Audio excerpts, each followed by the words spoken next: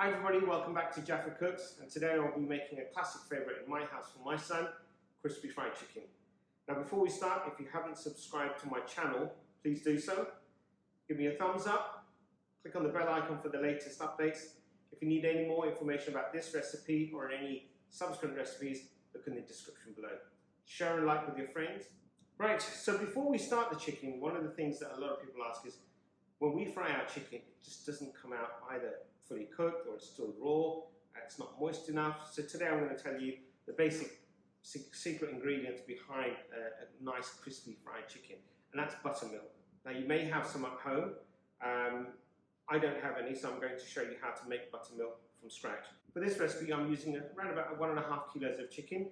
I've got 200 ml of regular milk and about 20 ml of apple cider vinegar, and I've got 1 egg. And all I'm going to do is just put them together. And when you put the milk and the apple cider vinegar in, it'll slightly curdle. It looks a bit as if it's gone off, but don't worry, that's fine. That's how we want it to be. I'm going to pop the egg in, and all I'm going to do is just beat it, and this will become our marinade. And a lot of people, when they make chicken, they just basically go flour and straight into the fryer. And what we're going to do is just basically create this buttermilk, which is now ready, and that's all we need to do. And then pop the chicken in there, and then we're going to put it back into the fridge for about half an hour, 40 minutes, just to give it that marinade, and then we'll pop it out. And then before we cook it, we need to let it rest for about 20 minutes to bring it up to room temperature, and then I'll talk about that once the chicken's ready in about half an hour marinade. See you back. Hi, and welcome back. So my chicken's had a good half an hour in the fridge, and I'm going to bring it back up to room temperature as well before we cook it off. But we need to now coat it in some form of crispy coating. That once fried, you get that crunch, and you get the taste, and you get the aroma. And for that, I've got a number of herbs. I've got cayenne pepper, I've got paprika, basil, black pepper, white pepper, garlic salt, some regular salt. So for all the ingredients and measurements, look down in the description below, and it'll be far easier for you to have a good glimpse of what we're doing. So I'm just going to pop all that in about 2 to about 2.25 cups of flour. That's plain flour. Now I'm going a bit unorthodox on this, so normally I'd be very prim and proper, and I'd probably put it in some type of bowl and then go one by one.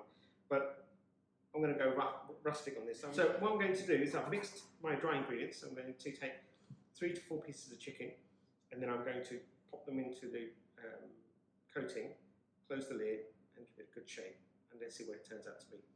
Objective is basically it should cover all the chicken with the coating without getting my hands dirty as well. So all I need is a fork or a tongs. So coating, and then on the side I've got a cooling rack with a tray underneath. So any excess buttermilk or coating should fall through, and this will also allow the chicken to come up to room temperature. And in a short while I'll put the oil on the pan, and then the chicken, once at room temperature, is far easier to cook as well. All right, so I've got my chicken, and really I've gone slightly different on chicken this time. The only pieces of chicken I've got here are drumsticks and thighs, chicken thighs. And the reason is the breast is quite big and it does take longer to cook. And I've got hungry kids out there that are looking at me through the door. So legs and thighs it is today. And they will cook faster as well. So I'm just going to put about 3 to 4 legs, chicken legs in there. Don't want to overcrowd them, but let's see. I'm hopeful that this is going to work, and I've done it once and it worked, so let's see how it goes. See what the end product looks like, and it should be fully coated. Yes. Now, as I said, it's a bit unorthodox, but it does the job. My chicken is fully coated and my hands are clean. So I'm just going to rest this very carefully onto the cooling rack. Now, you might find a piece of chicken that hasn't really got coating on it.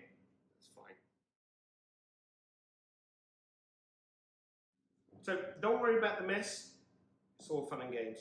I'm going to take the rest of the chicken, I'm going to coat the chicken, put it onto the rack, let it cool down, and I'll see you shortly. Okay, so welcome back. So I've got the oil on the pan, and it's reaching around about 350 degrees, which is the temperature that we need. So I'm just going to remove that thermometer from the oil. And another way of actually finding out if your oil is hot enough without putting your fingers in it is to take a wooden spoon and just put it on the base. And if you see bubbles coming out, which I'd see now, there you go. That means it's hot enough to cook your chicken. So I'm just going to bring the temperature down just a tad. Now what's going to happen is I'm going to put these chicken pieces in, and by putting the chicken pieces in, the temperature will drop slightly, and that's okay. So we want to do them slowly.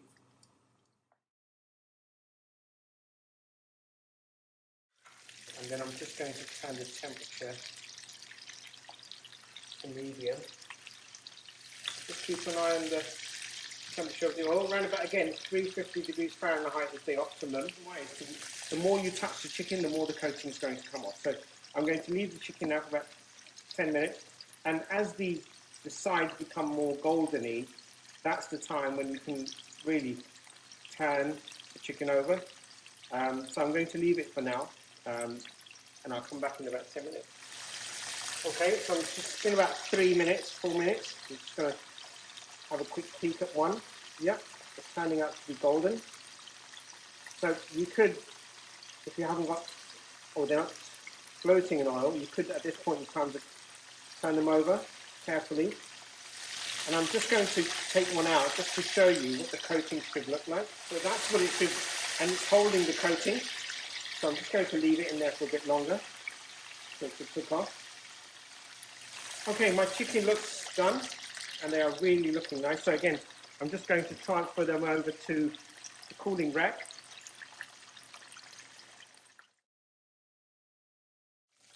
And they really do look crispy.